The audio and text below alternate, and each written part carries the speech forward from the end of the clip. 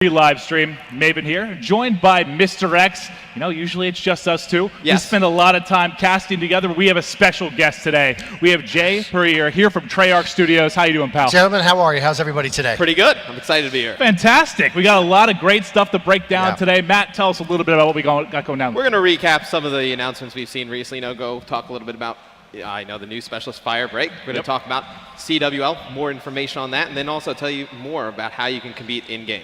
Yeah, I'm incredibly excited. We have 5 maps that these players are playing for the first time, some that you guys have never seen. It's going to be phenomenal for us to break all of this stuff down for you. But let's talk about who we've got here to battle it out. We have a set of European All-Stars, our North American All-Stars. Tell me a little bit about this North American lineup. North America is going to be led by Crim6. Okay. Winningest player in Call of Duty history. He's done pretty well for himself. Mainstay on Optic Gaming now, just an amazing player. And also Study. Look for him with the sniper rifle. Second place, Call of Duty Ghost Champs, very talented players. Yeah, this is a game I'm looking for him to bounce back. You know, he had a great Ghost. Advanced Warfare was kind of up and down. This is a title where I see him really making an impact again. And then you got Sharp, captain of Team Caliber, mainstay in Call of Duty all the way back since COD 4. I mean, the guy's been a veteran, been around forever. One of the funniest guys alive, Oh, too. with that. And then Replays. Replays, very talented OBJ player, played most of Advanced Warfare with Denial. Won COD Champs this year. Look for him to do a lot of the OBJ work for this NA team. All right, so that's your North American powerhouse. Let's take a look then on the European side of things. Who do we have to battle these guys? Look for Jerd. Jerd's going to be huge for Team EU if they're going to win this matchup. Some of the best movement in all of Call of Duty. Going to be looking to see how he uses that new momentum-based movement system to his advantage. Then Broken, this is a title, right? ARs in the world. Very talented player coming out of France, hometown favorite. And then we have Gun Elite from Denmark and Power as well, then coming in from Italy. A lot of talent to send up. With this roster, we weren't really sure if they'd be able to hang with the North American side coming in, but we've seen some epic battles going on so far. We've been watching them play over the last 2-3 days, and they've been putting up a pretty good fight. Look for Team EU and Uplink. They've been looking great. No, I could not agree more. I expect this to be a fantastic series. We're going to have 5 matches here over the course of the evening. The first one is going to be Metro Uplink. We'll give you a fly through here as you can see this new Metro map. Looks absolutely phenomenal, but first let's touch a little bit on Uplink. You know, it blew the doors open last year. It was one of the most fun games to watch. Jay, you know, from your perspective working with Treyarch, how excited are you to have Uplink in this next title? You know, we saw last year how well it did on the competitive scene. So again, bringing it back, you know, adding some more modes, etc., is really great for the scene. Huge fan of Uplink. It's great for viewers to watch all year. Really excited to have it back. Jay, one question I have for you. You guys did first public beta since World at War this year. Yes, we did. How much information did you gain from that? How much has it helped you guys? You know, it was really valuable for us. Obviously, working 3 years on a title like this, getting the MP and all the new systems that we've done, to get it into the players' hands and really get that information back from them, the feedback on what they liked, what they didn't like. And then obviously for us, you know, from a system side, knowing what was working and what's not. So we're ready for launch on November 6th. Yeah, it's amazing to see, especially, you know, you had that blog that came out pretty much right after the beta just saying, you know, it was from Vaughn saying, hey, this is the stuff we've worked on, this is the stuff we've fixed. You could tell they were really listening to, you know, the casual fans, really listening to the competitive fans, trying to tweak stuff as much as they could to make it as competitive as possible. And it's really great to see that already. But you'll see now, we are going to be hopping into the Ban Protect phase here, this new staple of what's going to become a staple in competitive Call of Duty. Jay, how much do you love this? What do you think it's really going to bring to this game? You know, I think that it's going to give the players the opportunity of this meta game, right? There's a lot of bit of strategy that's going to be going on. So I think you'll find that depending upon the different OBJ players or what their specialties are going to be, they're going to actually focus on, you know, what ability am I going to use or what weapon am I going to use? And just here this week, watching these two teams go at it, we sat here, we've done a lot of rehearsals. We've watched, the Ban and Protect phase a lot, and it's been different every time. Every time. One player go big with a different specialist or a certain type of gun, and then it's gone the next game. They got to adjust. It's great to see. Yeah, again, really being that whole idea of that strategy element. So it's not just about, oh, there's a particular weapon that you're going to use. Really mixing it up, and I think it's going to be great for the fans to be able to watch the players, what they're picking, what they're not picking. Well, that's what's been amazing too. Is again, I thought it'd be more focused on score streaks, perks, stuff like that, but it's really focused so far on guns. That's what we've kind of seen. The first go-to for Protects, the first go-to for bans is how is that going to develop over the course. When you have this full season coming up and all of these months and games, these players will be battling against each other, just watching it develop, watch the players develop. I mean, just from a strategy thing, we've talked about the fact how, I don't always like sometimes these Call of Duty professional players like to stream their live scrims because there's so much stuff that you can give away when you're live, showing what your strategies are. I mean, Matt, how much more important do you think it's going to be now with this? It's going to be so much more strategy to it. And I think right now you're seeing a lot of people, ban a lot of the guns. And then once everybody plays with a lot of the different guns, gets good with them, then it might change to people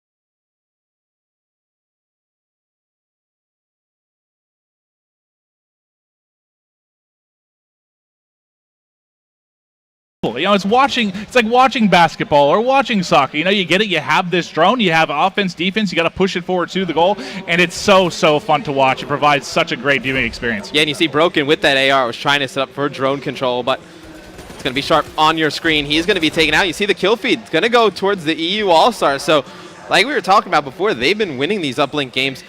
As we were watching them warm up, we're going to see if they're able to take this one. Well, we have them pushing forward. You can see here with that X-ray vision, he's going to get pushed, end up dropping. He's going to be 2 down right now for the side of the European All-Stars. Jerd, though, able to pick up 1. Teammate coming off of spawn. You'll see the drone got pushed forward pretty far into the side of the North American base, but they are now going to try and look forward, and you see Sharp here hopping in the water, trying to get his angle on. Shot's not close. But that's awesome. You're able to just hide in the water, jump out, just creates a new route for players to take here in Black Ops 3.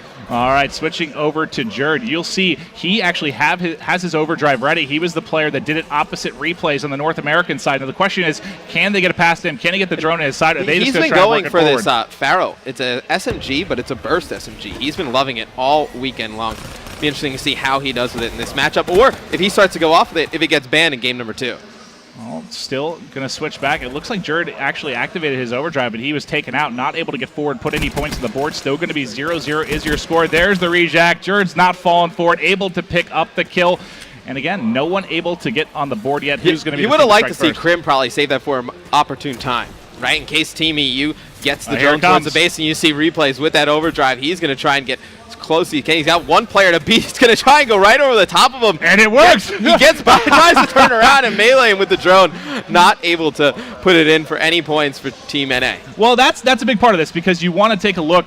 It's kind of at that range. You know, when you have overdrive in your back pocket, you want to make sure you're at least at a distance where you're going to be able to get to the goal, right? As we see an attempted jump through there, but he's going to get taken out on the wall. But it looks like both Jerd and Replays activated a little bit early. I mean, Replays, I don't think was going to have the juice to get there, regardless of the fact that he tried to take that melee. Well, when players use these specialist abilities are huge, because let's say, Broken, he saves this, and there's a big push by Team NA. He's able to use that Annihilator pistol, win 1 or 2 gunfights. That changes the course of the game. Well, you'll see the push forward now coming forward the side of Europe. They're trying to get the attack on. Now you see the Annihilator going to be up there for a study as he drops. Sharp struggling a little bit. He's at 411, trying to play defense. He's able to kill the drone carrier, toss that forward, and he should have seen that second player in the back. His teammate actually able to clean that up. That's going to be Krim 6. Let's switch over to Krim. He's 10-10 right now, and you can see they're not running away with it. This has been a tight game, but really the Gun Elite's 15-6. I was just going to say, Gun Elite with the Razorback, one of the most favorite guns from the beta. He's definitely causing chaos in Team NA spawn. He's going to run around, kill Sharp, not able to pick up the second one, but maybe no score on the board yet thus far. Very close game. I don't think a lot of people at home probably expected this. Well, a big part of this is, too, it's the first time a lot of these guys have spent much time with the map, and these aren't, again, it's an all-star roster. It's not a team. These aren't guys that play together all the time, and when you talk about, what game types take the most teamwork, I think you could argue that Uplink is certainly one of the ones that requires more. And you see Broken just pushing this Team NA spawn, just taking people out with the AR. That's 3 kills for him. And now they're going to try and push this drone forward. Might be Team EU with a point here first. He shuts down an Annihilator. They're going to put it in for 2. Fantastic score right there by Team EU. It's going to be Power putting it in. He's got that War Machine out. Going to try and kill the player with the drone for NA. That's going to be Replays. And not able to get forward anymore, but that was all set up by Broken. I wanted to stay with him because he was the one that really was picking up all those kills, allowed his teammate to get forward and put it through. They are going to have the 2-0 lead. Can they hang on over the final 10 seconds? It looks like he's wisely just going to play with this in the back of the map, toss it off if he needs to. Nothing to worry about. We see some 360s coming out as he's going to toss it out, but it will be a 2-0 round win here. Gun Elite in that first half, Maven. He went huge. I believe he finishes that one 20-7. Just a dominating performance here in the first half. Completely crushing and shut down Team NA. Totally did, and that's what we saw. I mean, really, the closest games we've watched a bit of S&D, but mostly they've been playing Hardpoint and Uplink for the large majority of it. Was really just Krim getting forward, crushing them in the hardpoints. He was putting up massive numbers. He didn't go off at all. In this time it was Broken. You saw Broken really lead the charge there for Team EU. Jumping in here, second half. All right, let's get going on the second side. It's going to be a 2-0 advantage for the European roster. Can they keep it going here? Who do you want to get eyes on with? Let's say on with Power. He's a player out of Italy, probably one of the most known players outside of, Kolga and Donnie as well from Italy. Very talented player. You see Jerd using this movement to his advantage, going around the outside, not able to pick up replays. And you just see what the movement and just the different areas you're able to go on the map is going to change the game. Well, it is going to fall to Replays here. Again, he is rocking Overdrive, but doesn't have it ready yet. He's going to be coming behind. He's got Sharp and Study to lead the way. They're going to pick up a couple of kills here. Can they get forward, try to get a score through? Nice patience here, and there it is. He's able to activate the Overdrive. Does he jump over? Is he able to get it through? And there's the dunk side game. It does not repeat a TP from GameStop. That's exactly what it looked like. Yeah. I was like, he's going to fly straight over this thing. Perfect timing right there by Replays to use the Overdrive, able to put it in for 2 to tie up the score. All right, I'm going to go back to Krim. He's starting to get rolling right now. Every player just a moment ago was negative for the side of the North American All-Stars, but Krim finally starting to get something going. A minute into this second side. You know what I love, maybe we haven't even touched on yet? Every time we cycle to a player, they're all using different guns. You're seeing great gun variety. Nobody using really, there's not one gun that everybody's going to. Everybody has a favorite gun. And that's what I think we're going to see develop here, just because of the bans and protects, as they're going to get a 1-point toss here, going to be able to take the 1-point advantage. But you're going to see a lot more diversity in this one. Yeah, you're going to see more players use different guns as things get banned. You see Power pushing up with that single-shot assault rifle, see if he can get something going. And let's see, Sharp, he's going to be playing here by the trains. He's going to try and wait for this drone to come towards the middle of the map. Sharp's going to pick up one, now look to his right. Not going to spot another. He's got to get near his teammates. All right, Sharp, though, able to clean up one. He's got another to his right. You can see him there with the X-ray vision, pushing to his right. They're still trailing by one. He turns behind, tries to pick up two, but he is going to drop back over to the side of Krim. Still trailing, and you see the pressure now coming from the European side. We'll see as they try to get forward. It's going to be Gun Elite pushing the right side. The drone's trying to go right up the middle, and can they get it through? Good defensive stand, but there's still a couple players there. He's able to pick up two, but I think he got the toss out just before he's able to get it. They didn't actually get the drone out of the map. I thought Gun Elite was going to be able to make a big play there. Yeah, that would have been wild. Able to pick up two and put through points, but not able to get it done. Comes up a little bit short. Back on with Replays here, and you'll see he does have his overdrive, but they've got to rotate back here for defenses. They're getting pushed on. There's one, goes up above, able to take him out, but the toss still goes through. So Replays not able to come up big there on the defensive end. 2 minutes, 20 seconds left on the clock. It's going to be Team EU up 2 points right now. It's just crazy. A very nice job of just pushing up the map, getting to the other team's base, and just locking down those spawns. Same with Broken as well. Both players doing a great job with the AR, really putting pressure on Team NA. All right, one down right now. It's going to be Power. Under 2 minutes left to go here. They still have the advantage. You'll see drone control coming in right now for the side of the North American All-Stars. Replays picks up one before he is going to fall. Krim still pushing here. 2-point advantage right now, and you'll see Europe starting to get forward. Yeah, and they're going to push this drone straight towards Team NA's base. It's going to be Sharp picking up one. Going to have the drone go in for two. As you see Jerd pick up 2 big kills in Team NA's base, and Team EU dominating Uplink thus far. Yeah, and that's what we've been seeing going on throughout. That's what we've seen pretty much throughout the course of this one. We saw them play all day yesterday. It was really, pretty 50-50, but really good job by the European team, able to really pull out quite a few victories, which we didn't expect. You see Jerd right now on a 4 streak, hopping on with him before he's going to fall. We've got 60 seconds left on the clock, and it looks like this one is definitely going to be I don't know if Team A can pull this comeback right here. It looks like the drone was being pushed up the map. It's going to get taken out, and you're going to have Study pick up one with the Annihilator pistol in the kill feed. You see Krim trying to set up mid-map. They got to get something going here quick, though, Maven. Team EU is playing this perfectly, just setting up around the drone, not letting Team NA get control of it, and that's going to be 3 dead for Team NA. Last one up, Sharp, does not look like he's going to have enough time here. All right, Power's going to be man in the back. He's got the War Machine. There comes the shot. Able to get one, able to get two right before he falls. The pressure still coming in. Jerd dancing, able to get a melee, but he is going to drop here. The game all but over. There's 25 seconds on the clock with a 4-point advantage. There's nothing they can do. No, there's nothing they can do. I mean, like you just said, Replays 17 and 23, Sharp 18 and 27. Need them to step up a little bit more. Krim goes 30 and 26, but just a great overall team effort from Team EU. All right, and that is going to be game one. It's a show match. Really it's just bragging rights on the line right now, but you're feeling pretty good if you're a European fan, right? To. I mean, Team EU comes out here and they take this first uplink. Like we were talking about, pregame, they've been winning these uplinks and we've been watching these two groups of players play. Yeah. And, I mean, right there, they take it to them in a real match. Incredible stuff there. Great job by the European All-Stars. But as we move forward, basically, we're going to be bringing you information about the future of Call of Duty, also recapping some stuff from GameSpawn. GameSpawn, we had the Friday night stuff as well. But going forward, the newest thing that was announced recently was Firebreak. We've talked about this new specialist. It looks absolutely amazing. Jay, I mean, you can touch on this more than I can, but tell me a bit about this specialist. I mean, Firebreak, what great abilities and weapons that he has. when you look at the flamethrower, right, as you see here, it's just devastating.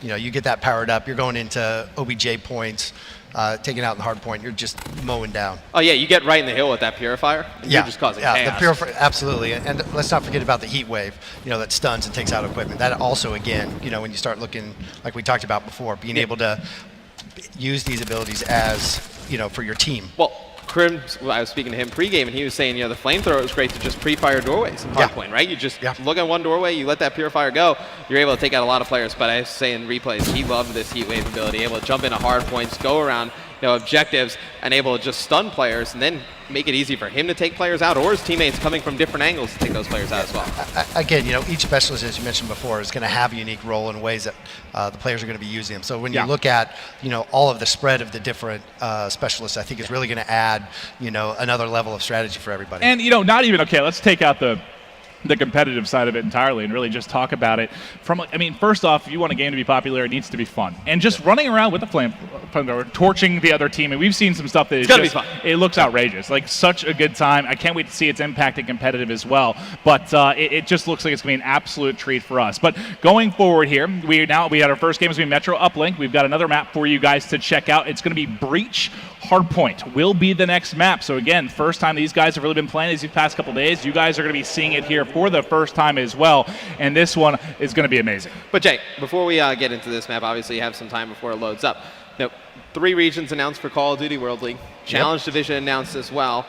COD champs move back to the fall. How excited are you and the rest of the team at Treyarch for the Call of Duty World League? I really think everything that we've been doing leading up to this over the last 3 games is really about where are we going, right? And just be able to work with ESL for the Pro Division across all 3 regions in North America, Europe, Australia, and New Zealand. It's going to be a great year. Yeah, I couldn't agree more. Just the way that this league, where we're talking about it going forward, it's going to be involved in such more of a global presence where, there's been a lot of focus here in North America. There's a lot of work to be done when we're talking about Europe and Australia, and I think there's a lot more just from a growth perspective that we can see, and so excited to see where this is going to go. And then, on the screen right now, I know we're still taking a look at this new Breach map. How beautiful is this? I just love how crisp, how clean everything we've seen in Black Ops 3 to date is, and I can't wait to see, let you guys see this new map. It's going to be fun. We're watching the Ban and Protect phase now. You see that Shiva, we saw one of the players, I believe, was Gun Elite from EU, used it to his advantage last game. Got into the other team's spawn, was able to lock it down. Now it's gone right at the beginning of the Exactly. game. So you're seeing the meta develop on the fly just after one map. Yeah, that's what it'll be fun to watch again. You're right, because I was talking about it earlier, kind of how this will take an effect over the course of the entire year, entire season. But really, it's more over the course of a best of 5, over a best of 7. Just seeing how people are going to adapt to this stuff is going to be a pleasure. Look at this, first 4 things. First 4 things gone are ARs. Wow. Yeah, and all ARs. Yeah. It's crazy. So now you're seeing primary gunfire. That's going to be protected. I believe that's by the North American side. It's going to be replay. So Study, he actually protects one of the ARs, so he just wants something to play with. Well, look, they're all smiles. They're getting cocky. Yeah. They're getting too excited. They beat one game from North America. Look at the smiles on these guys' faces. Well, EU is saying, hey, no, we did it with ARs in game 1. Let's just go all subs in game 2. Exactly. Let's really throw a wrench in there. Yeah, this one's going to be truly fun to watch, just so you can see the dynamic change here. Now, what I'm excited to see is, are we going to get some eyes on the Firebreak? I want to see the flamethrower come into full effect here. I know that's what we're all going to be excited for, but we are going to be in this specialist draft phase. Now, Matt, just looking at you, and Jay, I'd like your opinion too, but how do you think it kind of changes when you go from Uplink over to Hardpoint as far as what specialists you might focus on? I think for Hardpoint, you want to focus on more of the abilities. You want to have more abilities. I think something like Ruin Overdrive, that's probably a good one to pick. I also think, the Vision Pulse by Outrider, that's a good one as well. Absolutely, right? Anything that's going to give you those advantages on those OBJ points is what you're going to be looking for, right?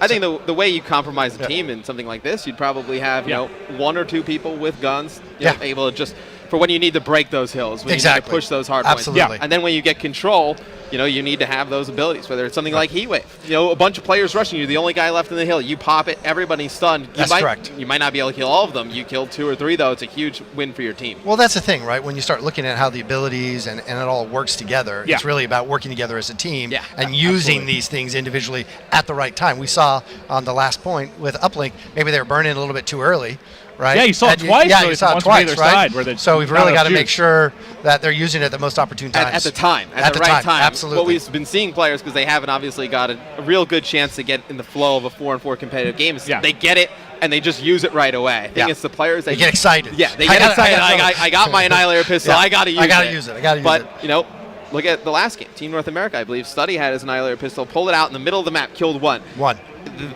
EU pushed their base 2 or 3 times. They didn't have anything like that to really break them out. I mean, Study saves that. He's able to pick up 1 or 2 in the base. Changes the entire game on that first uplink. Absolutely. It certainly does. Now, let's move forward a little bit. We've talked a good bit about the Ban Protect, getting into specialists, but let's talk a little bit about why is this edit create a class so important now? I mean, obviously, the way it worked before, you kind of edit your classes before a series, you have to go in.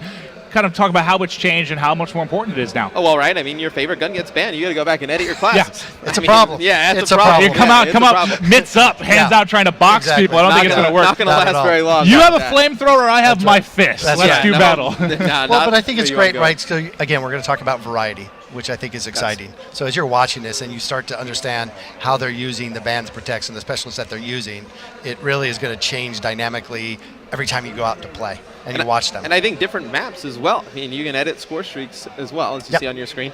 Different maps going to dictate different score streaks. I mean, on a more indoor 100%. Map, you don't want to have like a lightning strike, for instance. Yeah, well, again, it goes to, you know, before it was just, here's my loadout, I'm going to jump in and go. Yeah. Right now it's like, okay, what did you do last match? What did you do last round? Yeah. How can I better serve my team, right? Do I ban something or do I protect it? And if you're a team like Team EU coming into this one, you know, a Hardpoint, you're not going to really try and outslay Team North America. Maybe you try and, you know, ban Taskmaster, force them to waste the ban on their stuns. So I think you can do a lot of interesting things pre-game to sway the game in your favor. Well, I think also, too, there's starting to be a little bit of a mental game here, too, right? Like, what are they going to pick? Absolutely. What are they not going to pick? So, like, you know, you already saw like where they're kind of laughing and joking at each other. You know, I think that's going to be an interesting dynamic as well. Well, and the part, you know, you talked about diversity. The favorite part about it for me, you know, thinking back, you know, when I first really started to watch competitive Call of Duty, it's all the way back to really Black Ops On. That's when I first started watching. And, you know, it was FAMAS. It pretty much was, you know, you found that best gun, that's what you used, whatever it was in the title. Sometimes you're thinking back to Black Ops 2, there was a bit of a mix. You probably had, 4 guns or so that you would mix up between rifles and subs. But now, I mean, the whole game can be turned on its head so quickly when you talk guns. You're not going to be able to just have your go-to weapon or even 2 weapons. I mean, you're going to have to be good with everything. And we're even talking in between rounds. Right. Yeah. Right. Yeah, in between maps. I mean, you see one player, you ban the Man of War game 1, he goes off with the XR2. It's like, do we let the Man of War come back? I mean, it's a huge gamble. All right, well, here we go. We are ready to kick it off. It is going to be game number 2. Breach Hardpoint hopping on with Jerd. Recently moved to North America. He's been hanging with the big boys, putting on a show as of late, and starting out hot here. He picks up 2 kills. And he's been so good with this burst submachine gun. I'm interested to see if one of the players from North America is going to adopt using it during this game. I mean, he's been crushing. He absolutely has, and a big part of why they were able to take game number 1. You know, you'll see, just going to blow up the map here. We're going to be moving towards the bottom. You'll see there's 3 players from the North American side in and around. They're going to be set up here trying to deal with the aggression that's going to be coming from the European players. Sharp had a player moving underneath him, able to catch him in the backside. There's the hip fire, able to clean one up, tries to turn and burn, able to get 2, and you'll see here, care package going to be ready. Yeah, Sharp's going to have score streaks in. I love the fact, Jay, that we have score streaks back in competitive Call of Duty. I think it was such a great addition during Black Ops 2. It's so much fun. It adds so much to the game. Well, that's the thing, right? It just adds that variety to it. Yeah. So where before, when everybody it was very vanilla, I think. Yeah. And so people were concerned. But I think, as you point out, again, with all the ban and everything that you can do, I think players are going to have a good time. Especially with the score streaks, they're fun to watch. Yeah, and they can change. They can change the dynamic of a map. Yeah, and you know, it's so much pressure. It builds this pressure. You know, there's so much time left. You know, when are they going to save them for? Are they going to save it for the final hardpoint? How are they going to use them? It's going to be absolutely a treat to watch. You still the Vision Pulse coming out there from Jerd. Tell me a little bit about Vision Pulse. Yeah, Vision Pulse is a great thing that allows the player to actually pulse out in the community, out into the map, where you can actually see players in between or behind items. And then you saw the Reaper Psychosis come in, trying to break the hill, throw in those clones, and he's not able to do so. But Jerd really just putting Team EU on his back here at the early stages, Nathan. Well, every single player is positive right now for EU. It's just this North American side can't really get going. Sharp is 6-5 leading the way. Replay struggle a little bit to him. I'm going to hop on a crimp for just a bit here.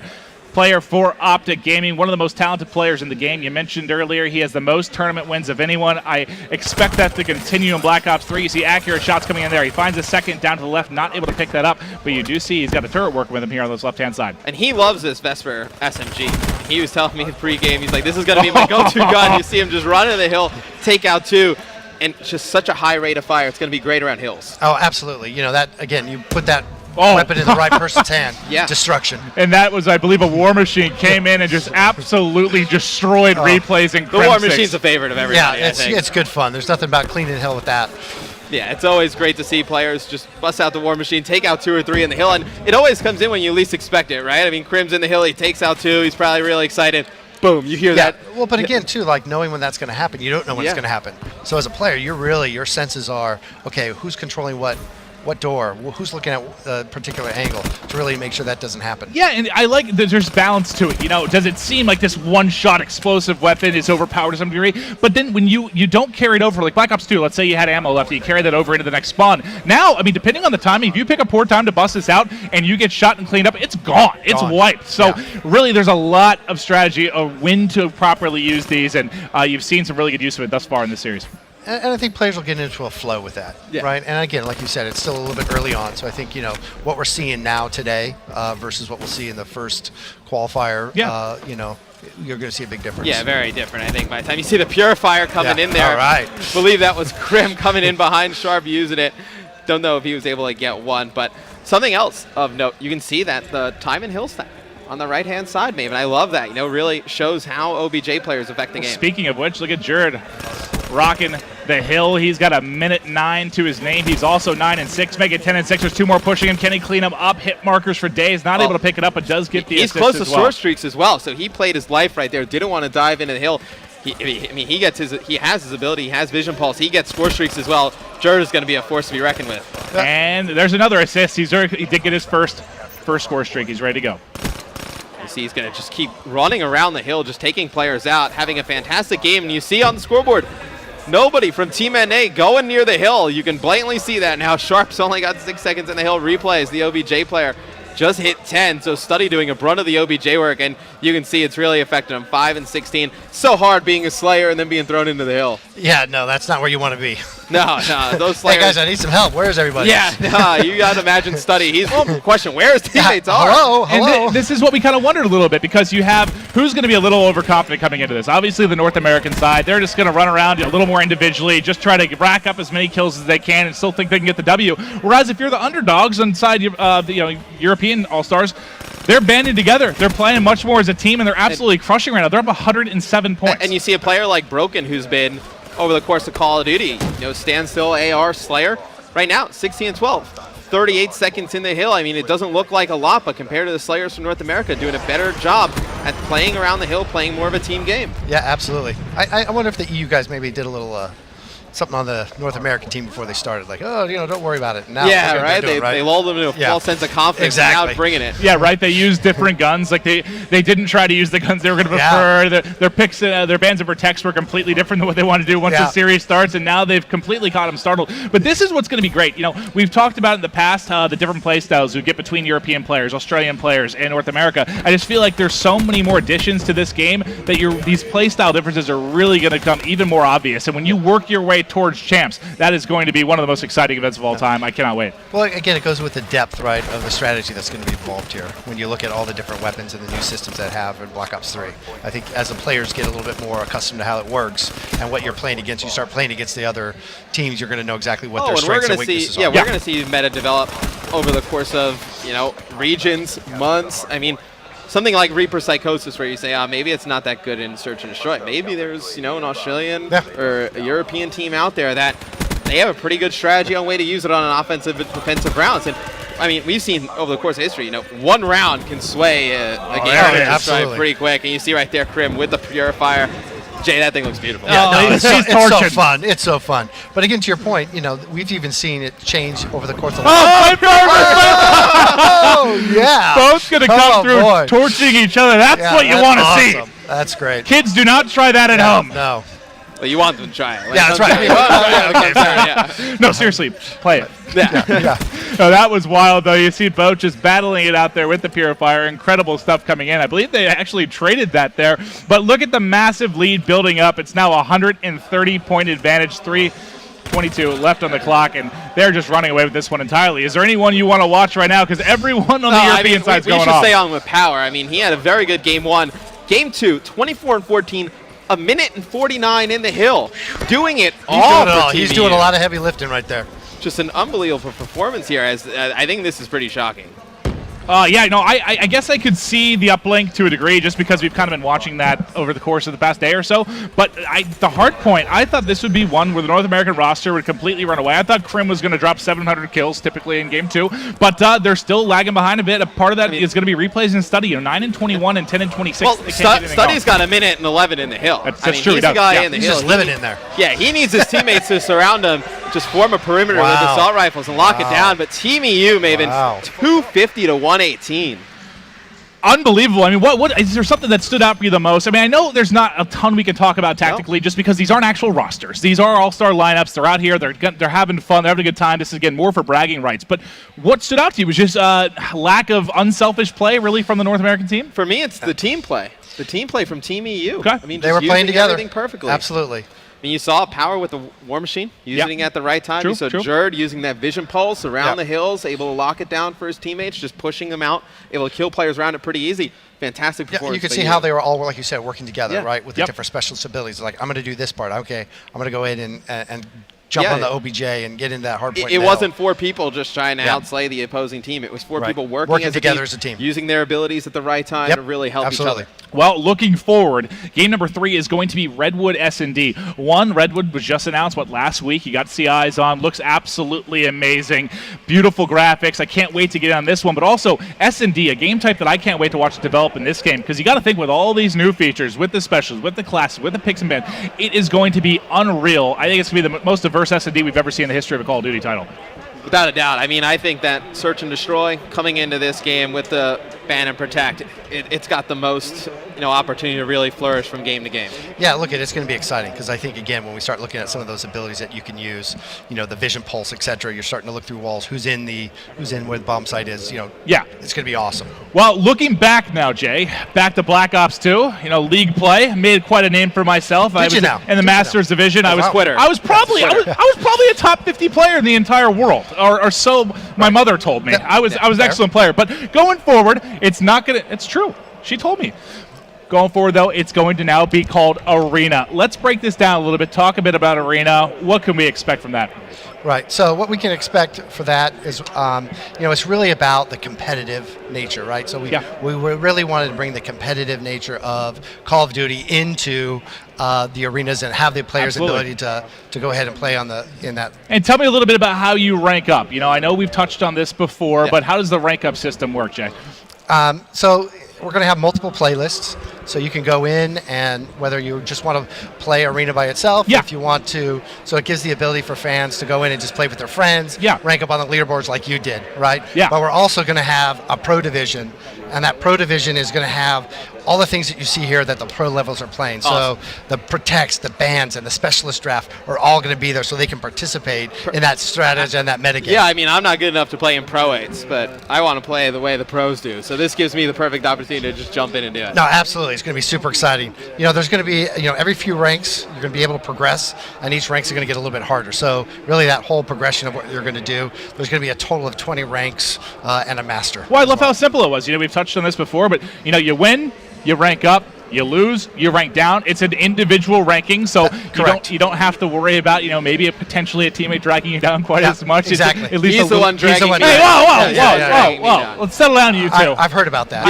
It's awful. I bring an incredible amount of skill to the game, but I know we're all excited for Arena. I love what you touched on because do I think this new protect and ban system is the greatest thing to come to competitive Call of Duty in a long, long time? Yes, I think it's phenomenal. But for the more casual player, maybe you watch the pros and you want to use the same guns, you want to play the same maps, but you don't want to do that 3-minute process with the selection. You also want to hop into a game and get through it. So you're going to have both of those. You're going to have the option to get into a quote-unquote competitive style map quickly and easily, and then also, if you want to play just like the pros, you can go through that as well. And I think that's what it's going to come down to. So if you're playing by yourself, maybe you want to hop into it quick. If you have your full 4-man roster on, you're like, let's do it, we're getting into it, it's going to be a true pleasure. But again, you know, when you start thinking about leaderboards and arena and just that whole competitive nature of Call of Duty, I think versus a regular pub match, you're in there, you're communicating, you're talking together as a team, you're using the abilities, you're using the weapon. I think it's super important. And I love the what you guys have done to help reverse boosting. You know, not letting players, you know, just quit out like Maven. That's right. And hurting everybody else. Listen, that's what I heard. He's a rage quitter. I'm a big rage quitter. I get super angry. I don't get angry in like real life things ever, but when I'm playing video games, I lose it. You lose it. I hear about that. I know. I'm sorry. So, but if you go ahead and you quit out, you are definitely going to lose some ranking in that. So I'm never going to get out of rank 1 as no what you're rage telling me. quitting. That's a shame.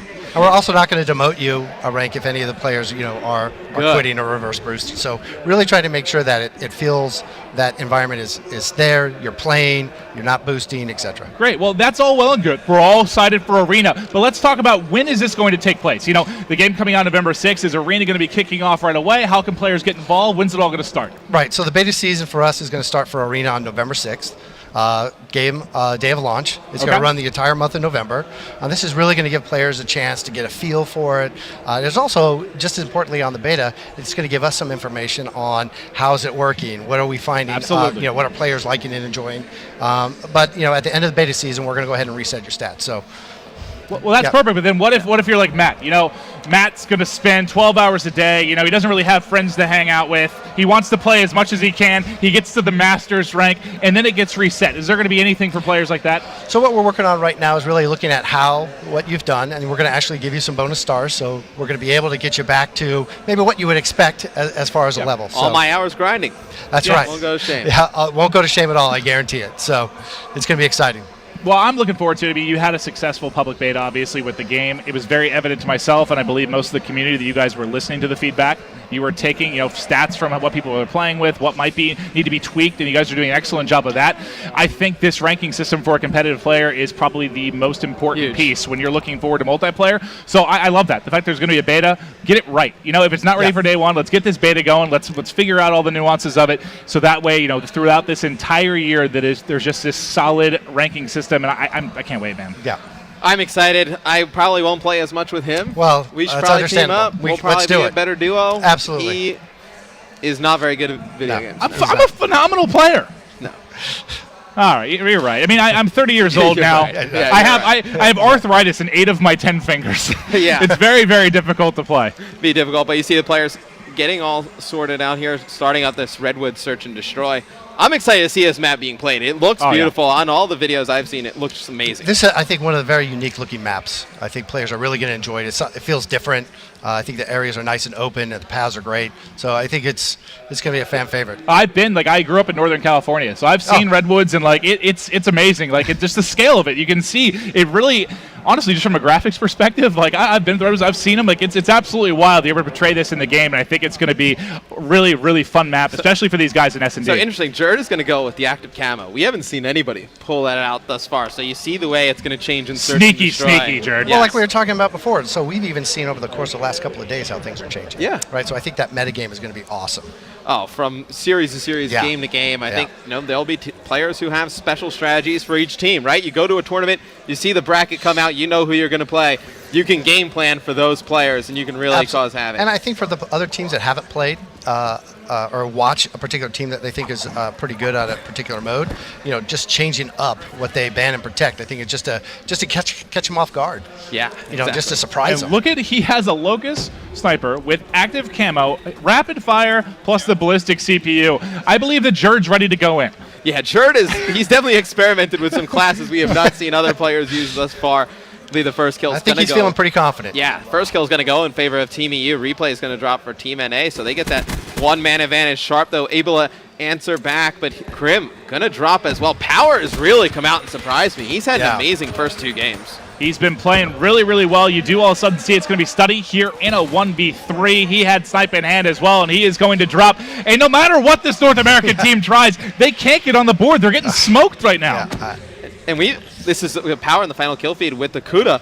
Your first game we saw an AR, the Shiva, the one shot. Yep. Second game we saw the Man of War. So far, I mean, now he's using the Kuda here in S&D. You see just a variety from game to game, but just one player. Just one player, exactly, one player. Unbelievable. All right, well, it is going to be offense now for the side of the North American team. Sharp, only person to even get on the board here. I mean, just from a general S&D, I know we haven't spent a ton of time with the maps or the game types in Black Ops 3, but what would you like to see out of them? What do they need to do differently? Just more aggression, better teamwork? Matt, what can they do, man? I mean, they just really haven't been playing as a team. You see how spread out they are on the mini-map. It's going to be Gunelite getting the first kill. Replay is going to answer back, but you see how spread out Team NA is. Looking at Team EU, there's one player on the flank, Maven. Just go on board with him for Team EU. Yeah, top down, see if he's going to be able to get behind. That is going to be Power. You've talked about what he's been able to get done. He's going to be coming in behind. He's got the Psychosis ready to go, and you'll see he has, right now he has Man of War and that Locust Sniper in his back pocket, and the timing there, just narrowly going to miss one. We'll see if he's able to get eyes on, and that was COD timing for you. He has circled the NA team. Absolutely. How's that possible? I'm interested to see how he's going to use Replays is just chasing him down. Yeah. Eventually, is he going to be able to find him? He's going to turn and almost catch him with the snipe. Not able to get it. Replay is going to pick it up. You see Study also able to take out Jerd. We are going to be at 2v1, and he's going to drop. North America, you can do it. I have faith. Your one fan here in Paris is me. Matt didn't even pick you. I'm rooting for you. Let's get it going, boys. You know, Team EU's been dominant, Maven. They have, man. I don't think he really has much of a chance here. No. No, this is terrible. Like, you coach Crim6. Is this rigged? Did you tell him you were going to pick Europe and you told him not to come out and play his hardest? No, I think Crim's probably pretty angry. I can see that you're lying. It's in your face. So how would you use the Psychosis ability on offense? I think you can go towards a bomb site. You can pop it and see if there's players on defense just going to come out and start shooting at those players. Right? Absolutely, right? You look at how those different abilities are going to be working. I think that's a perfect example of how you said we're going to start to... Power just goes in there with the two-piece, demolishing the side of North America. They clearly didn't hear my prayers, as that's 4 up, 4 down. Yeah, unbelievable power with those first two kills. He didn't even need to use his ability. Not at all. We got it for the next round. But I like it's been 2 rounds now. We've seen him have it. Hasn't used it yet. Exactly. Use it at the right time. That's Exactly. what we've been preaching. Got to use those abilities to your advantage at the opportune time. I feel like my heart's being ripped out of my chest right now. I mean, that's probably because you're old. That's actually probably that. I live off of frozen burritos and ramen noodles. right. Probably doesn't help either. That's not helping. No, not at all. All right, round number 4. I'm going to stick with Power. I know they're on defense, but you talked about the fact he does have that Psychosis. Going to hit the triangle button, pull up the various options here. You can see he's going to still be rocking that Man of War and Sniper, and there it is. There we go. So you see him use it defensively, which is interesting. I think he's just going to try and draw some fire out, and then if he sees some fire... The nice job. He's going to fall, but what incredible little move and flank there coming out of Power. Unbelievable stuff. We're going to have a 2v2 situation, but there you see just the routes with the water. We were talking about it before. Absolutely were. I think players are definitely going to use that. You can come underneath the opposing teams, jump behind them. Also, you get the palm down. It's a great spot to hide. Yeah, look, I think there's going to be a lot of different routes we're going to see. The water, it's all going to be fantastic. And I think that was a snipe coming in through the window. Crim not able to pull off the 1v2, and now it is going to be a 3-1 advantage here. Look, quick scope action here. There it is there. Look at Jerd. Oh, he's not just a fast shot. SMG player. He's pulling out the snipe as well. NA's got their backs against the wall here, Maven. I think that's fair. Yeah, they certainly do. Down 3-1. 3-1. Oh, man. Let's see if anyone on NA has any abilities that they can use their advantage. I'm hopping through here. Checked out Crim Study. No, back to replays. He's about halfway to the Annihilator. Almost there. Got distance here, but still looks like Sharp is getting close to this. War Machine. War Machine will stick with him for the time being, but Broken's going to get the first blood. I think the first blood's gone the way of Europe pretty much every single time. And there's one player in the back here playing defense, but I want to watch the flank because you're going to see Sharp and Study trying to push through, but they're going to be left by themselves here. Sharp not even able to connect there. Well, here's what's interesting from the side of Team NA is they're going to probably get some of these abilities. He'll probably get his War Machine, but now you're down 4-1. It's like you can't really save it. You use it. You got to win those rounds. They're going to have to push. They're going to have to push. Yeah, they're going to have to push, pick up some kills, win 1 or 2 easy rounds, Yep. and then maybe all 4 of them get it. Yeah, exactly. And then you can start rallying off some rounds as well. Well, again, when the teams start talking, who's going to pop which one? But you don't want to waste, all 2 4 or 3 in one round. Well, that's what's tricky because, again, these guys aren't teammates. Like, this is an all-star squad put together. Their communication can't be as good as like a regular team. He's making excuses. Listen, come on. I am very pro-North America. Oh, man. They can still talk. Yeah, they can still talk, man. Yeah, all 4 players are mute. I'm going to actually, can we check their headsets real They're quick, just please? making excuses here, It's Maven. unplugged. All right, here we go. 4-1. Europe is up. Offense is going to be North America. You said you wanted some aggression here. Let's see as they try to push.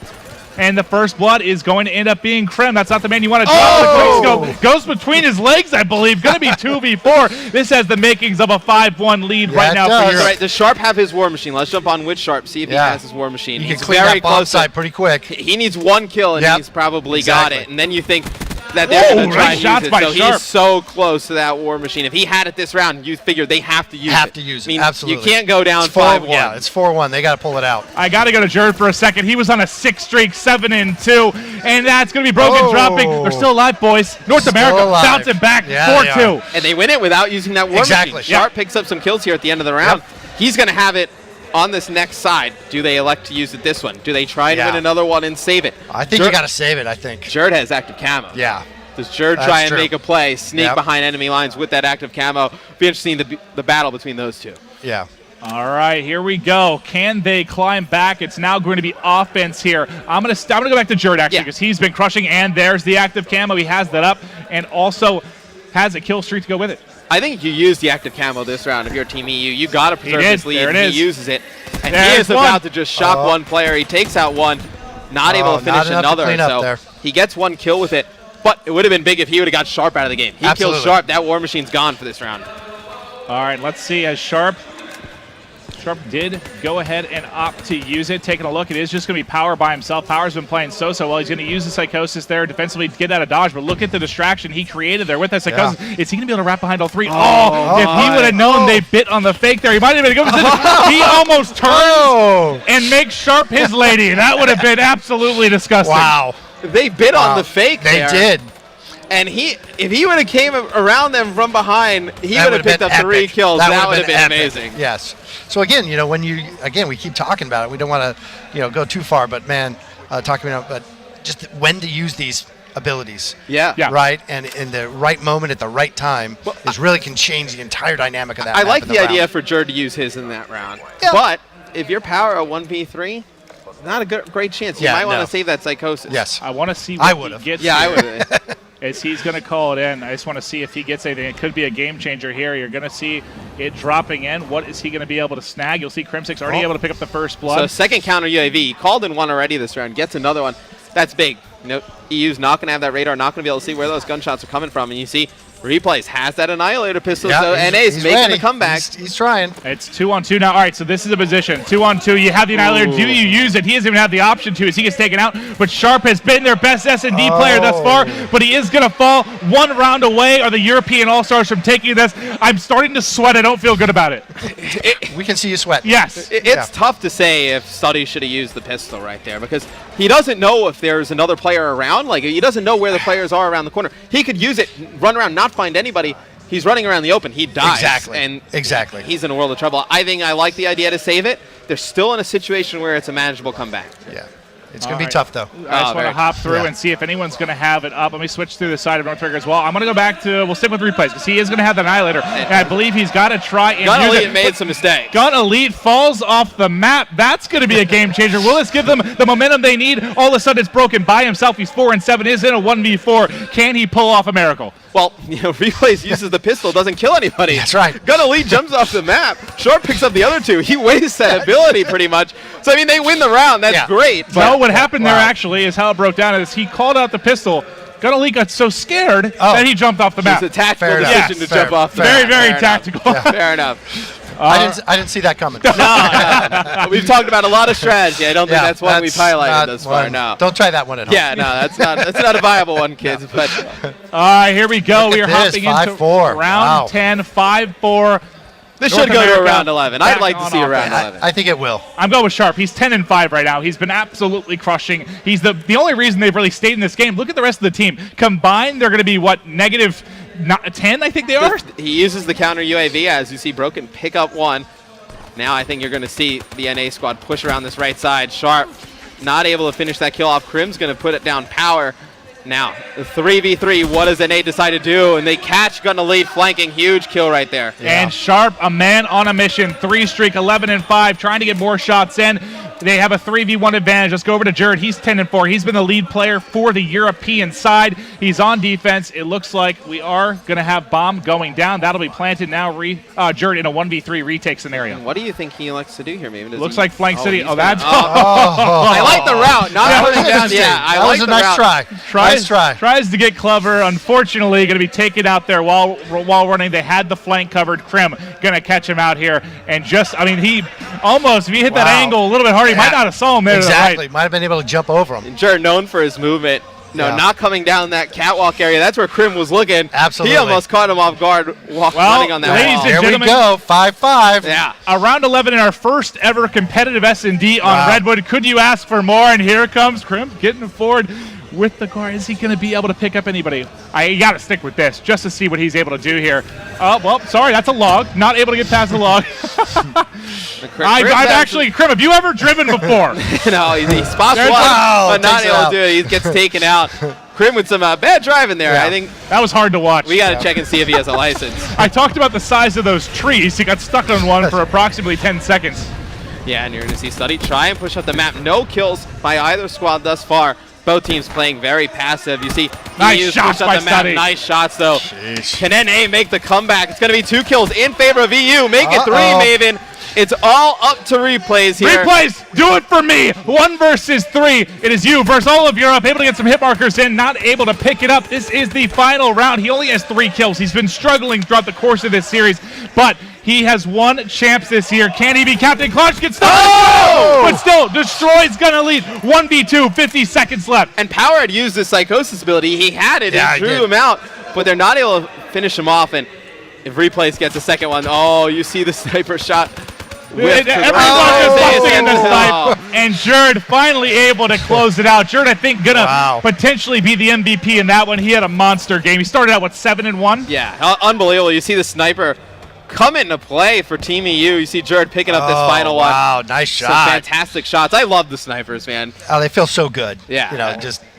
And they're so pretty, the scopes and just everything. They just look beautiful, and I love the sounds as well. You fire off one shot, it just rings throughout the map. So boom, and you feel it. Oh, it's great. We wondered how that camo snipe combo would work for Jared. He got going early. He closed it out late. I mean, that was Replays in a tough position. A 1v2 with 2 players sniping you from the other side. He picks up that first kill, though. It gets interesting. That was one of the uglier gunfights I've seen, but he was able to win it miraculously there at the end. Yeah. But that one is in the books. We're going to be moving forward here then to our 4th game. What an incredible S&D we got to see there on Redwood. Next up is going to be Exodus, Uplink. So yet another map that we haven't had much time with here. You guys are going to see the players. They're learning this as quickly as we are, really. You at home, it's fun to watch these guys get into it. But, we've talked a lot about the improvements over the course of this game and how everything is just advancing, how much better everything's getting. I know for Matt and I, one of the most important things has been Codcaster.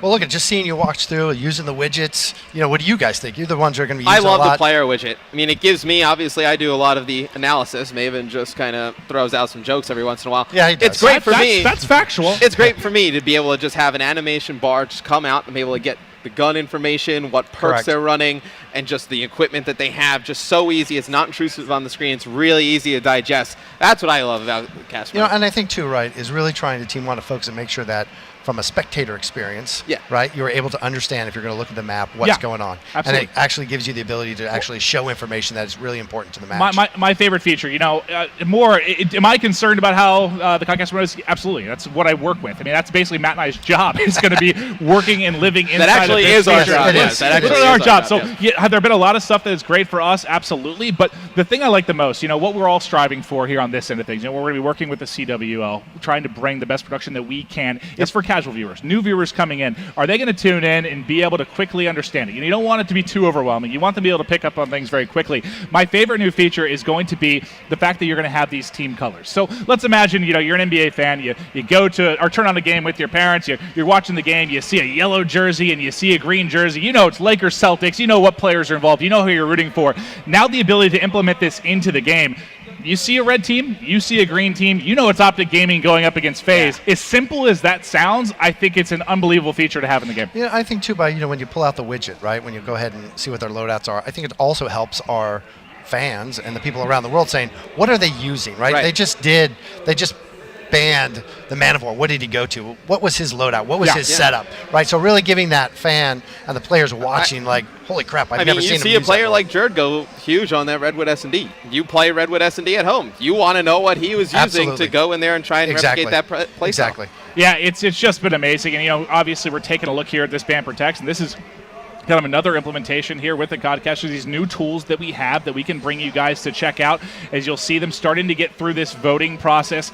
We talked about S&D. We had that first game Uplink. Second was Hardpoint. We're going back to Uplink now. Matt, are there any changes you might expect to come from the North American side? Because they got smoked. Was it 6-2 in game one? Yeah, I mean, you see the Pharaoh, it's going to be banned early by Sharp. That was the gun that we saw Jerd going off with in the first game. Jerd protected that with the first pick, didn't he? And then right after that, you saw EU protect the Shiva. That was that.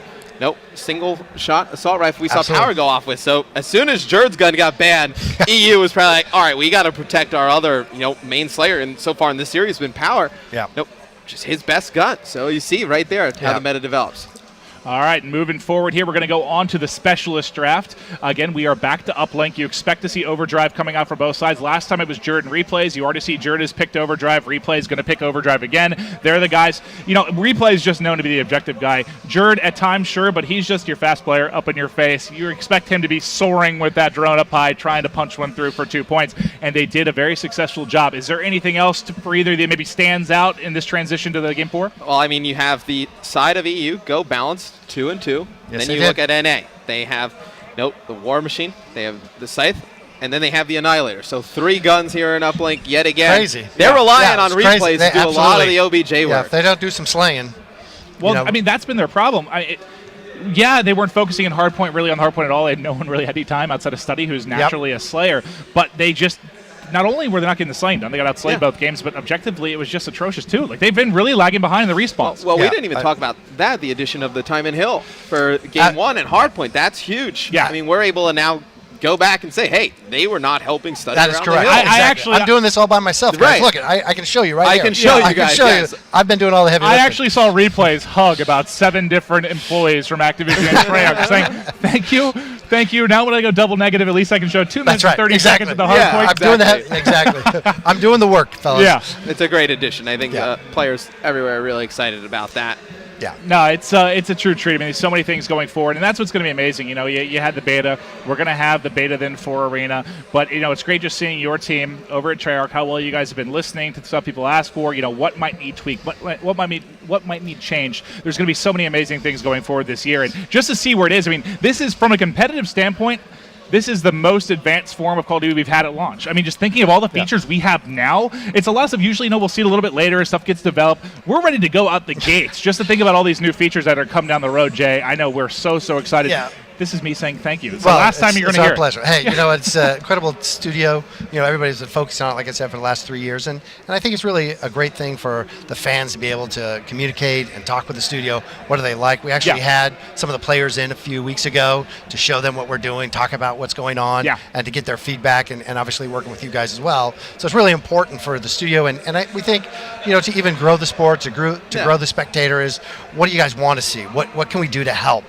Versus, absolutely, not doing that. So, absolutely, we're definitely open to what the community wants. Oh, it's been amazing thus far. It looks like we're just waiting on a couple players to ready up. They're at the score streak selection. We will be ready to hop into game number 4. Going to be starting in just a minute. Again, if you missed out, if you're just tuning into the stream, it is going to be Exodus Uplink. If you missed game number 1, it was a 6-2 win for the European side. Can North America bounce back? Well, they can't. Just make it close. I mean, it's what, 3-0 right now.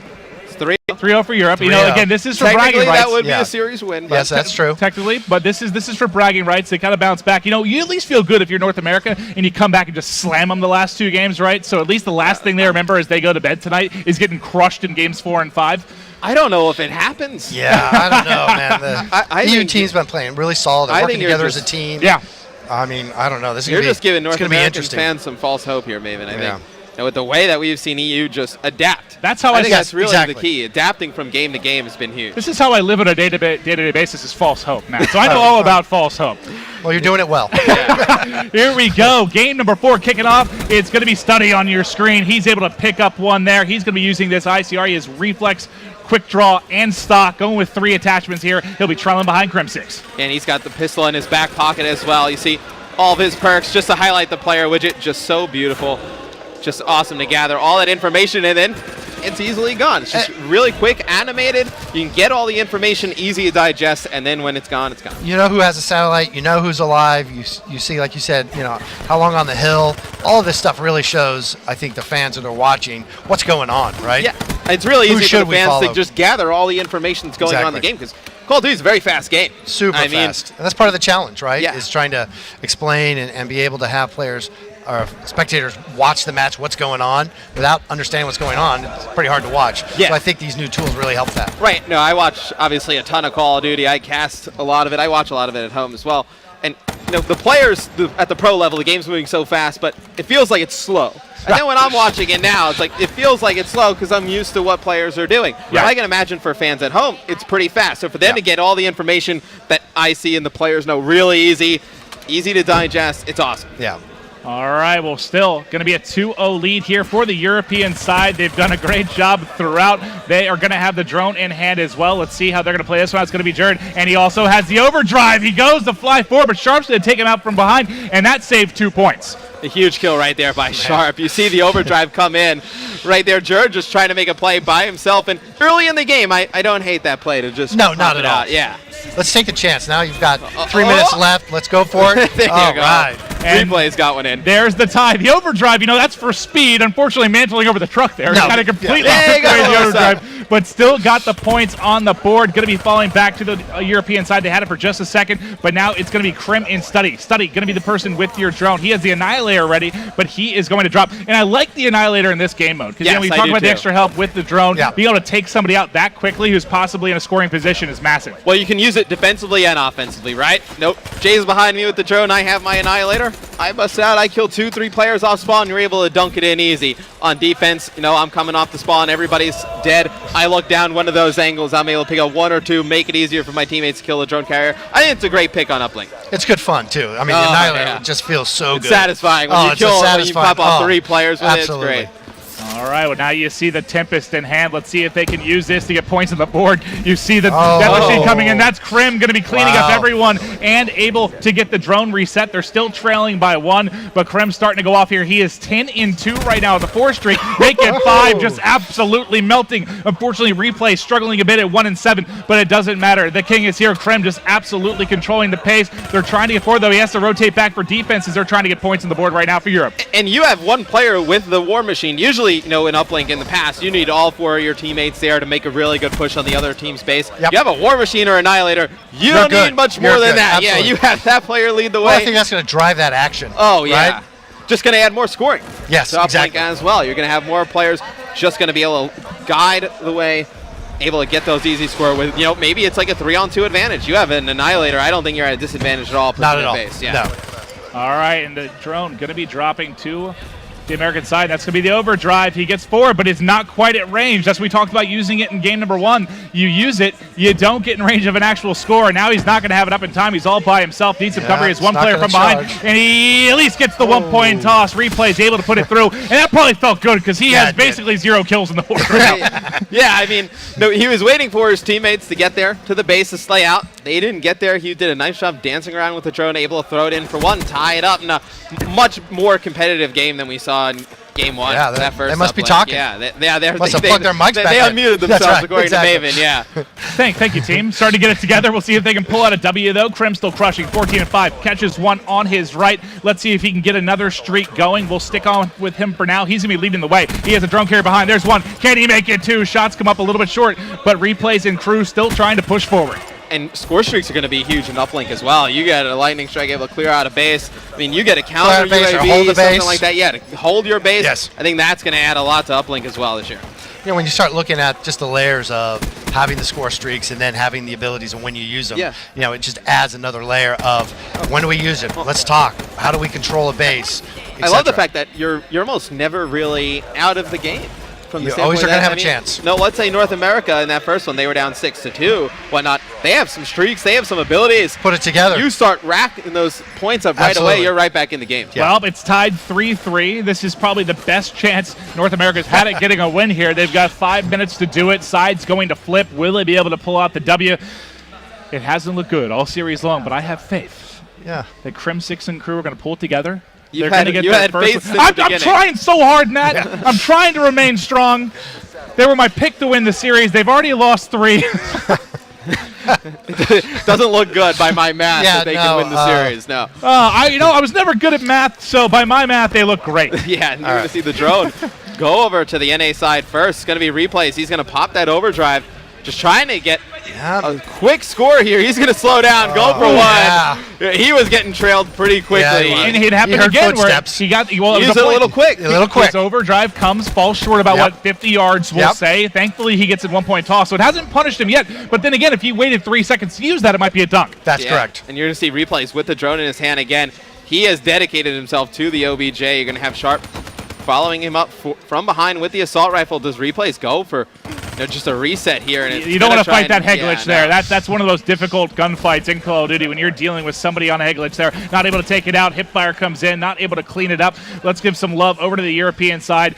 Just checking who here is going to be the drone. It's going to be Liquid Power, has it in hand, just tossing it forward 3 yards, gets it on the roof, but falls from behind. And he's got Vision Pulse, which is interesting. You combine that. Let's say, they throw Jerd the drone. He's got Overdrive. They pop the Vision Pulse as well. They start talking. They're able to get together. Yeah, they're able to get a pretty easy score.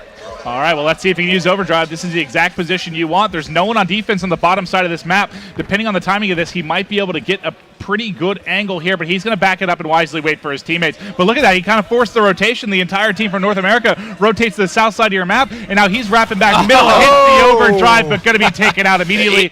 Big stop by He knew he had baited them to that right side of the map, and he was going to try and take advantage of just going straight down the middle. I love to see plays like that. Well, Krim now wants to be the objective player. He's got drone in hand. He's got one player coming to his left. He tries the long-distance shot, and it misses, but can he get forward here? It's down, and he is going to end up dropping to Liquid Power. Was he able to reset it? Looks like it's still in a dangerous position here, but now they're moving out. Gun Elite going to have the drone. That's the Krim we know on Uplink.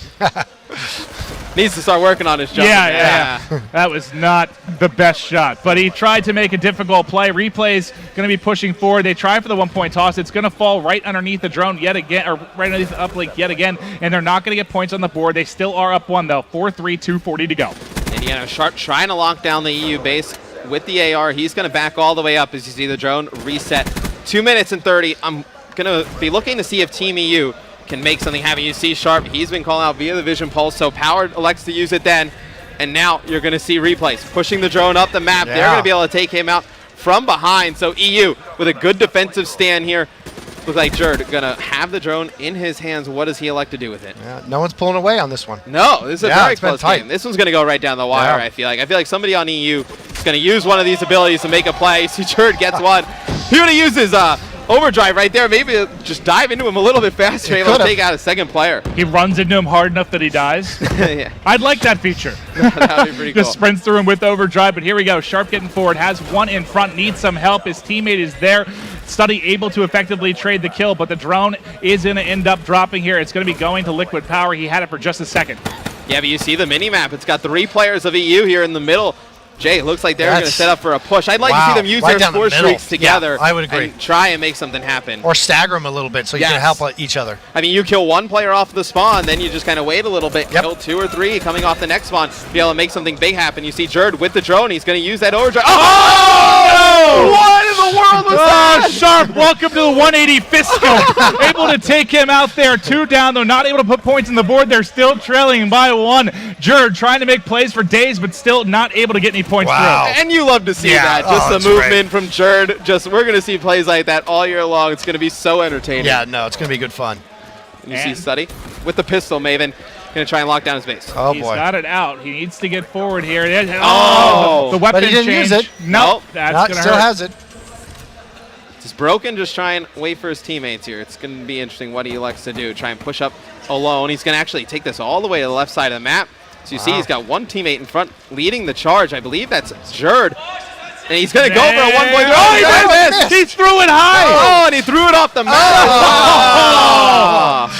Oh, broken. You'll remember that one for a little while. That was going to hurt. Yeah, that's going to possibly be a loss here as they can kind of just play the clock. You see the Tempest kill come in, but I want to watch replays here, and he's going to reset it. It will be away. 18 seconds to work with as everyone's going to rotate back to drone spawn, and you do see a couple kills being picked up there by Sharp mid-map as he's able to shut it down, and now it is going to be aggression continue to come here from the North American side. NA barely holds on to this one. That was close. I mean, Broken, Wow. he misses that throw there. That throw off the... Broken's jumper is broken. Yeah, we're going to be going into overtime if he hits that. That was close. That was thrilling. Yes. What a game. North America finally able to get on the board. Yeah. It's going to be Felt good. 4-3. Excellent stuff there from them. But we've talked about a lot of stuff. We've touched on stuff coming up for the league. We've talked about the, Firebreak. We talked about these new maps that we've seen. But the biggest piece of this for me going into next year is the CWL. Matt and I have the honor of hosting and commentating for this. Yep. Obviously, we're very excited for this. Yes. As our livelihood sort of depends on it. But very excited. So much exciting stuff to come. But I get a lot of tweets, questions, how do I qualify? How's this entire process going to work? What is the structure of the league? Jay, I'd like you to touch on that a bit. Let's just start with structure. How is the structure of the CWL going to break down? Right, so we've got the Pro Division split into two stages, as you can see here on the graphic. And there's also going to be 2 ways to qualify, part of the Pro Division. So it's going to give players the opportunity both from a LAN and also online qualifying. Well, that's great because, from the LAN side of things, when you have these players that have been top players for so long, obviously there were tournaments before this year. There's an infrastructure that has existed. There's these top players that deserve to play out on LAN, but you also want that side when you're talking open bracket. Open element. Yeah, you want players. Yeah. If you're Johnny at home, you're 19 years old, and you want to participate in the league, you can get 3 friends and you can go through. I think that's a big element of it. But also, Jay, that, you talked about how we're going to get these players involved. There's going to be the LAN.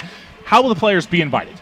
Right, so after launch, we're going to invite all the top players from North America, Europe, Okay. New Zealand, and Australia. We're going to invite them to be participating in the LAN event. And that's perfect. That's another way to kind of pay respect again to these top players what they've done over the years. Absolutely. Competed at top level for so long. Now, we talked about the fact that next year the season's going to be beginning. When does this qualification process start as far as the LAN qualification? When does this kick off? First week in December. Month after launch. Here we Month go. after launch. So, Matt, exciting stuff. you and I are going to retire as commentators by, I think, week 2 in November. We're going to start putting in time. We're going to need 2 new team members. Yeah, and then we'll come back. And we're going to qualify and cast. I'm going to cast and qualify. Yeah. I don't think you can do that. Yeah, I don't know. I don't think that's going to work out. I don't think it's possible either. But no, so excited. This gives them, like you said, basically, really like 3 weeks. When you would include travel and stuff, you have like 3.5 weeks, grind, get to know the game, the rules will come together, maps, everything's going to be done in that 1 month period, and then we're going to move forward. It's going to be absolutely amazing. But the biggest part of this, Matt. Yes. I know you love money. I know competing for money is one of the most exciting things. You were a pro player once. How are the prize pools going to break down for next year? There's some great money for all 3 regions. So North America is going to have 12 teams in their league, $250K per stage on the line. Europe's going to have 10 teams, $200K per stage there. And then Australia, $150K per stage, 8 teams playing for that.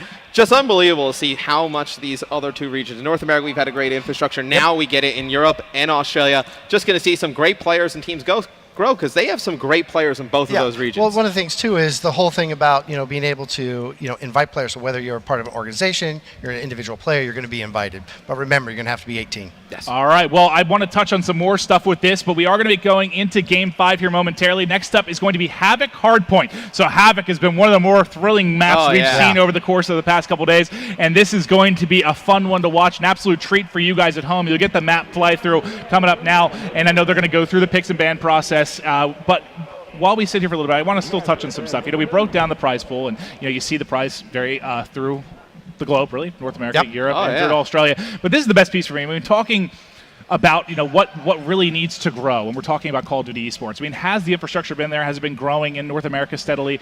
Sure. The prize pools have been there. Players have not really had issues with traveling. But when you talk about some of these Australian teams, I hate when I hear about a tournament where maybe a European team or an Australian team can't come because they don't have the funds for the org to come because the prize pools just haven't really been there to this point. So now having Treyarch, having Activision involved in this capacity to be able to rise up these different areas is really, I think, going to help build the global brand for competitive Call of Duty. No, absolutely. Having Activision step up, and create the Call of Duty World League really means a lot for the players, the community to really say, you know what, this is something that I want. This is a passion of mine. We've got ways in which you can qualify through online qualifiers, etc.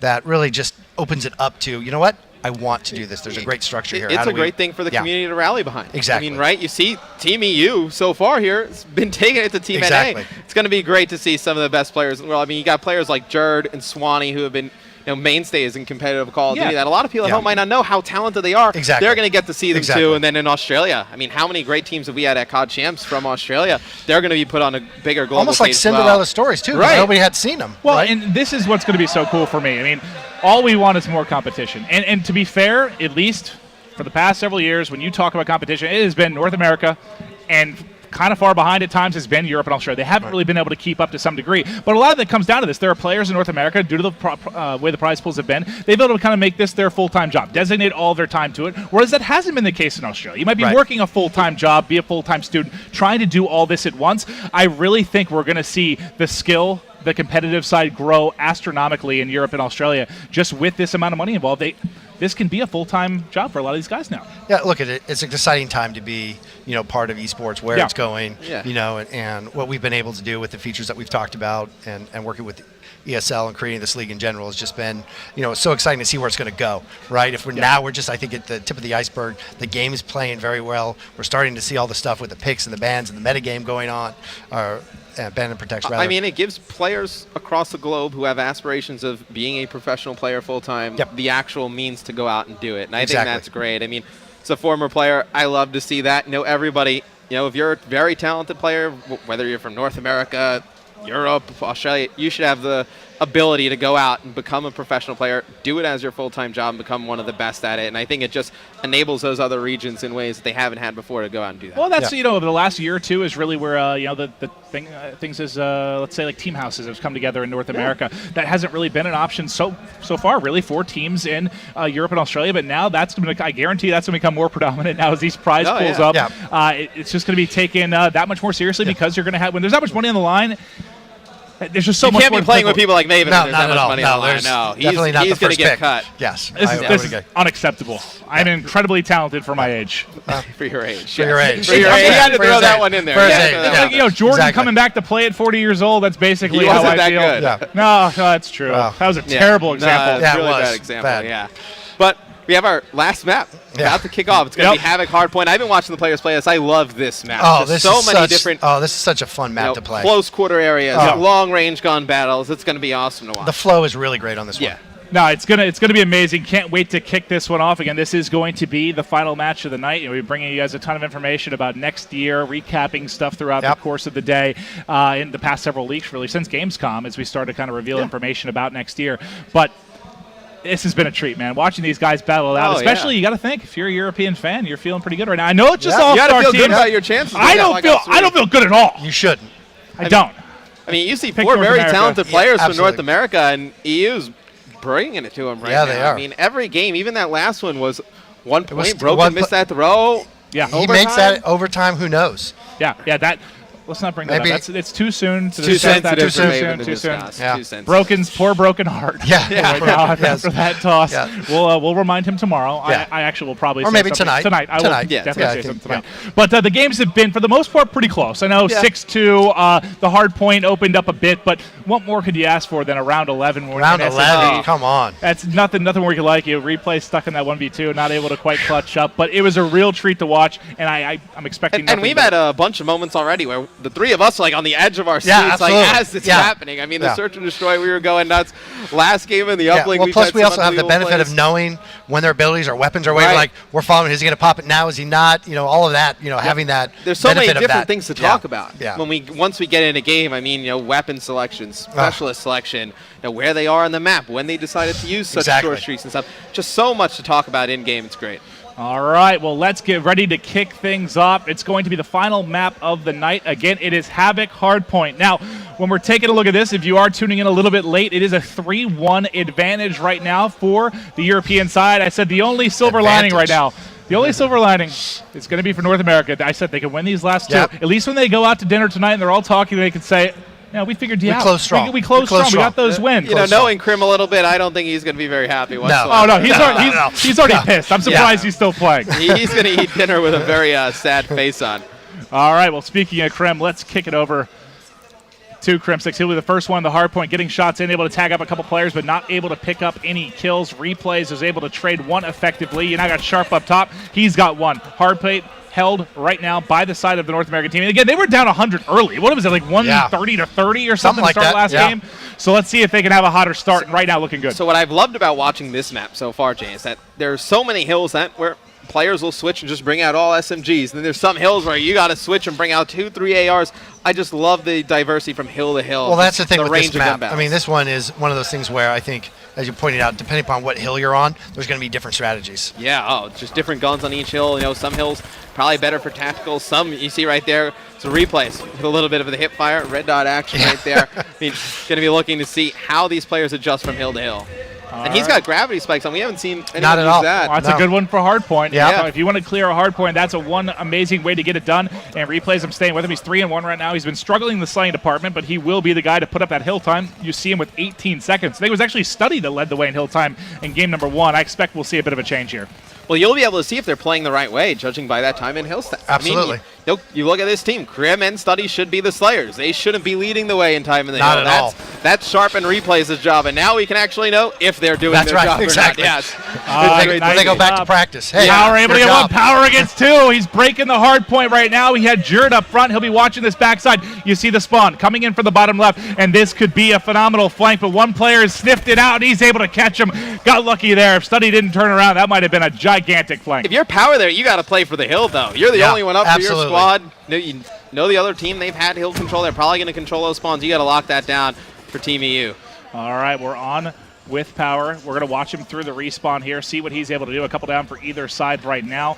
Let's switch over to the hard point. That was Study, able to pick up a kill with the melee on Broken. He has his Annihilator ready, but he's going to be taken out.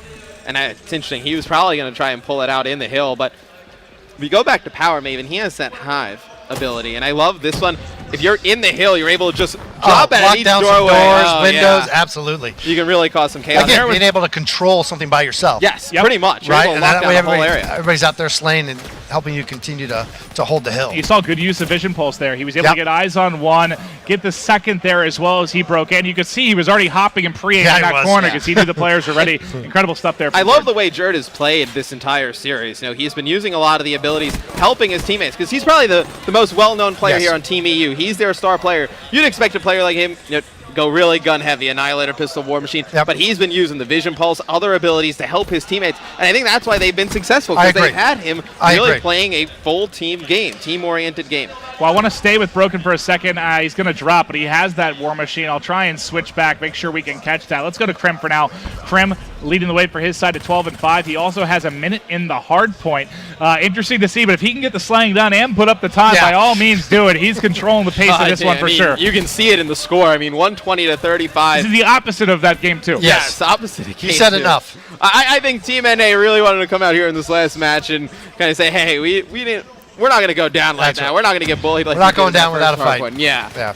But again, you can see here on the hard point, we've got some on this particular map. We've got some on the interiors. We've got some of the exteriors. Again, really just a lot of variety. And you talked about being able to use some of the different specialists or weapons. This is a great way to use and that. it's really just a great change of pace, right? Yeah, Because on these outside hard points, you got to play it a little bit slower, break it as a team. You're going to have to fight more long-range gun battles. And then once we get inside, you're going to have players flying at each other left and right with SMGs. Crazy. Yeah. Broken, almost pulling off a ridiculous three-piece. Let's go back with Jerd. We saw him use his Vision Pulse really effectively earlier in the game. I want to see if we can get a break from him, and he's probably going to use it here as soon as he pushes the hard point. There it is. He should have eyes on one, and look at him wait the corner and bait it there. Perfect example. That's exactly what. And he's going to be able to finish off the second one. But no, that's perfect way of using that, right? Good timing, popped it at the right time, gave himself the advantage. And I mean, he has a teammate there to back him up. They're probably able to take control of the hill, but you see, teamwork trumps all right there. Exactly. He's not able to have another. And there comes in replays. The gravity spike just absolutely destroying Broken.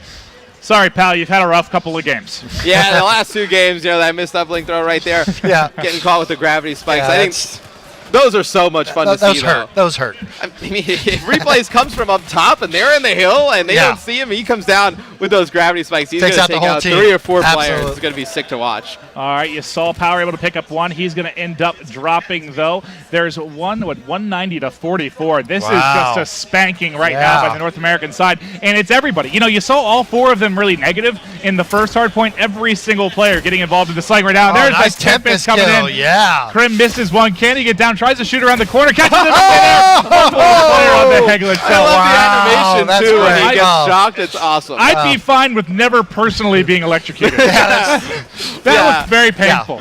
And I love, you know, some of, when I was searching on Reddit, some of the best clips I saw from the beta were players just hitting one guy with Tempest, like, off of a spawn and, like, taking out 2 or 3 teammates. It's been awesome to watch. All right, here is Gun Elite. There is plenty of time on the clock. Technically, they could come back in this one, but I don't know, with man. 2:13, I mean, they really don't have much to put this one away. Gun Elite's going to have his spikes up shortly. He just needs really to pick up an assist or a kill thing. You can see the difference from Game 1 in Hardpoint to Game 2 in Hardpoint by just looking at replays. 2 minutes in the hill in this game.